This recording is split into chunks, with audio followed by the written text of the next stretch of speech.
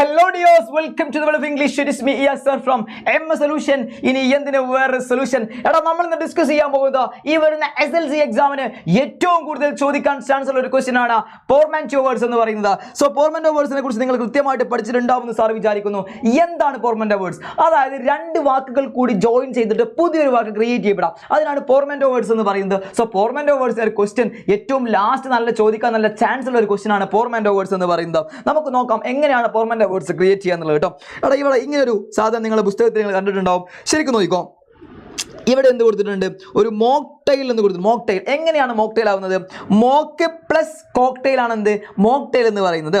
ഇവിടെ ഒരു മോട്ടൽ ഉണ്ട്. എങ്ങനെയാണ് മോട്ടൽ വരുന്നത്? മോട്ടർ പ്ലസ് ഹോട്ടൽ, അതാണ് എന്ത് മോട്ടൽ എന്ന് പറയുന്നത്. പിന്നെ ബ്രഞ്ച് ഉണ്ട്. ബ്രഞ്ച് എന്താണ്? Breakfast plus lunch. Breakfast plus lunch ആണ് എന്ത് ബ്രേക്ക്ഫാസ്റ്റ് എന്ന് പറയുന്നത്. പിന്നെ എന്താണ്? പിന്നെ സ്മോഗ് ഉണ്ട്. Smog means smoke plus fog ആണ് എന്ത് സ്മോഗ് എന്ന് പറയുന്നത്. പിന്നെ വെബിനാർ എന്ന് പറഞ്ഞാൽ എന്താ?